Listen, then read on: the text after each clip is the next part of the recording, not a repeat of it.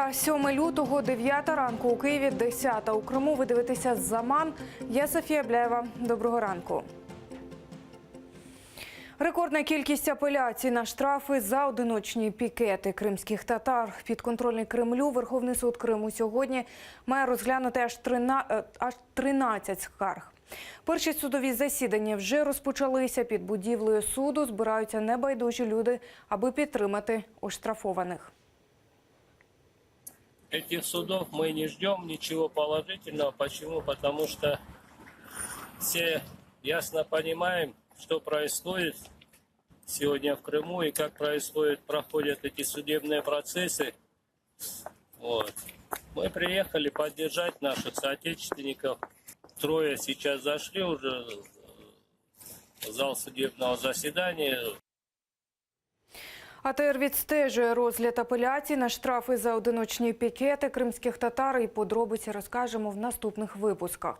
Напередодні окупаційний Верховний суд Криму розглянув 3 справи, 1 апеляцію переніс на 20 лютого, 2 відхилив. Загалом з початку розгляду скарг лише у 2 випадках штрафи було зменшено з 15 до 10 тисяч рублів. Торік, 14 жовтня, більше сотні кримських татар вийшли на одиночні пікети з гаслами «Кримські татари не терористи». Окупанти кваліфікували цю акцію як несанкціоноване масове зібрання та оштрафували понад 80 її учасників на загальну суму понад 1 мільйон рублів. І у тому ж окупаційному Верховному суді Криму у ці хвилини має розпочатися засідання, на якому розглядатимуть продовження терміну тримання під вартою для так званого українського диверсанта Євгена Панова. Учасника АТО з Енергодару Євгена Панова російська ФСБ затримала у серпні 2016-го, відразу після перетину ним адмінмежі з Криму. Його звинувачують в нібито підготовці терактів на півострові разом із ще одним затриманим Андрієм Захтієм. На материковій Україні Нацполіція відкрила кримінальне провадження за фактом викрадення Євгена Панова російськими спецслужбами. Окупаційні силовики напередодні увечері прийшли на профілактичну бесіду до батька громадської захисниці Лутфії Зудієвої у Бахчисараї. Ремзій Зудієв від пізнього спілкування відмовився і сказав, що без повістки бесіди не буде. Лутфія Зудієва, зокрема, представляє у суді апеляції оштрафованих кримських татар, учасників одиночних пікетів. Її батько теж бере активну участь у житті кримсько-татарського народу.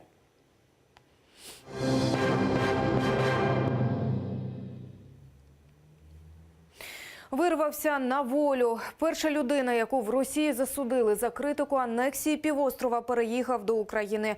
Мова йде про татарського опозиціонера Рафіса Кашапова.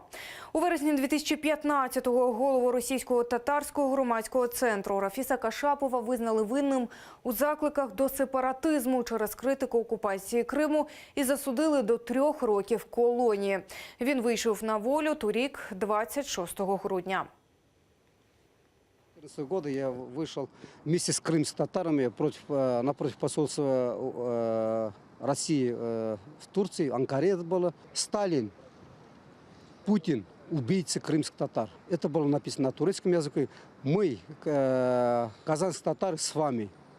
Вот такой плакат был. Вот тогда-то и подошел консул Российской Федерации и сказал: ты после возвращения в Российскую Федерацию, в Татарстан, ты будешь отбывать срок наказания. Нині Кашапову в Росії загрожував новий арешт за його опозиційну до російської влади діяльність. За його словами, Росію він залишав манівцями, їхав з Казані до Москви, звідти до Мінська, а потім літаком до Києва. До ув'язненого в Росії за так званою чеченською справою українця Станіслава Клиха пустили українського консула. Про це повідомив адвокат Ілля Новіков, який разом з дипломатом відвідав російську колонію у Верхньоуральську Челябінської області. Адвокат каже, що застали в'язня у ліпшому стані, ніж він був у тюрмі в Грозному. Проте психічний стан Станіслава вкрай важкий. Розмовляє він уривчасто, не може довго зосереджуватися на предметі бесіди. Тюремна виписка про здоров'я суха і неінформативна. Перед цим адвокат в'язня Роман Качанов сфотографував сліди тортур на тілі свого підзахисного. Українців Станіслава Клиха та Миколу Карпюка росіяни звинувачують в участі в чеченській війні на боці Грозного. Їм присудили 20 і 22,5 роки тюрми.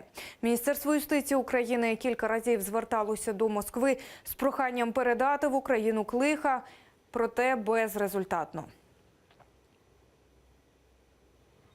Консулу выдали выписку из истории болезни, где говорится о том, какие препараты ему давали. Там упоминается, что ему несколько раз прописывают циклодон, это довольно мощный такой психотропный препарат. Мы еще будем консультироваться с специалистами-медиками о том, насколько все это повлияло и насколько вообще тяжелое состояние, может быть, психическое, которое мы, как дилетанты, не можем наблюдать. В любом случае, та информация, которую мы получили, нам поможет сориентироваться о том, что происходит со Стасом и какие у него перспективы в ближайшее время.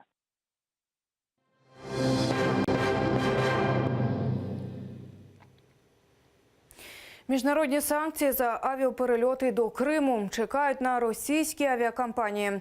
Цю тему напередодні обговорювали в представництві президента України в Автономній Республіці Крим. В Україні підготували понад 28 тисяч протоколів про порушення повітряного простору літаками російських авіакомпаній. Збитки від незаконного користування росіянами аеропортами на окупованому півострові становить понад 3 мільярди гривень. Тепер всі факти мають стати підставою для міжнародних санкцій щодо авіакомпаній-порушників. Там эти все суда воздушные, они в лизинге. Есть страховые компании международные, которые страхуют эти суда, страхуют пассажиров.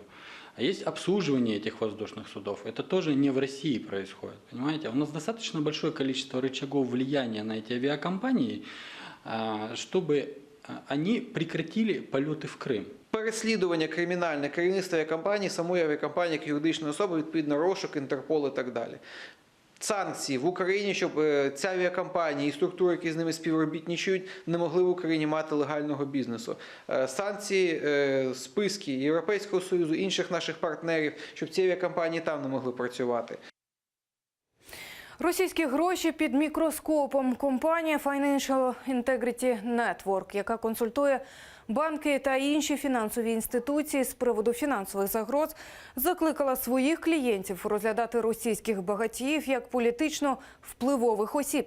Їхні транзакції фірма рекомендує вивчати особливо ретельно через високі ризики походження грошей з корупційних джерел. Про це повідомляє американське агентство Bloomberg. Деякі банки вже запровадили посилені процедури вивчення транзакцій російських олігархів. Все це – наслідки публікації кремлівської доповіді американським конгресом. До чорного списку потрапили 96 багатіїв з Росії. Серед них Олег Дерипаска, Роман Абрамович, Володимир Потанін, брати Аркадій і Борис Ротенберги, Геннадій Тимченко, Алішер Усманов.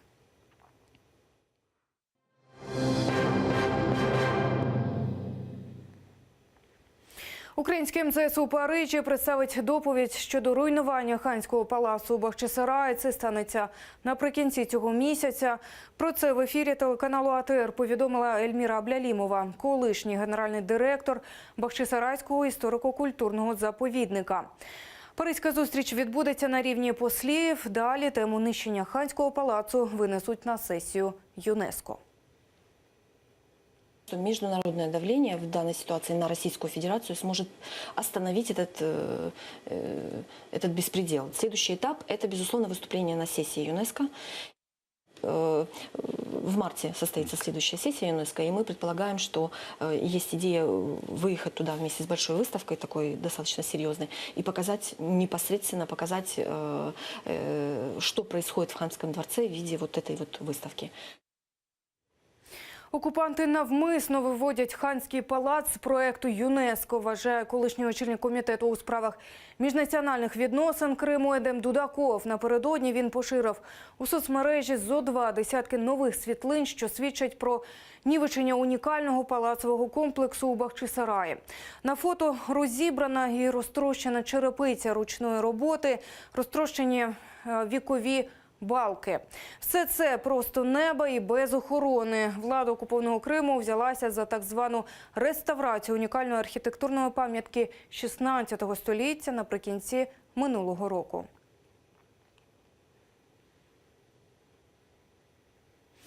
Проголосувати за себе Путін може у Криму. Про це пише російська газета «Комерсант», посилаючись на власні джерела. Видання стверджує, що виборчий штаб кандидата Путіна розглядає можливість візиту у день виборів до Севастополя. Це підкреслить невипадковість призначення дня голосування на 4-ту річницю анексії півострова і затьмарить відсутність адміністративних успіхів окупаційної влади від 2014 року. До того ж, Крим вважається ризиковим регіоном з точки зору явки на вибори. Присутність Путіна може допомогти підвищити активність кримчан. Українська влада вже заявила, що на окупованому півострові перед виборами кремлівська влада прискорила примусову паспортизацію українських громадян. Київ у міжнародних організаціях буде піднімати питання про легітимність голосування за російського президента в Криму. Це все, що ми встигаємо вам розказати нині. Далі на АТР інформаційна програма «Саба». Будьте з нами.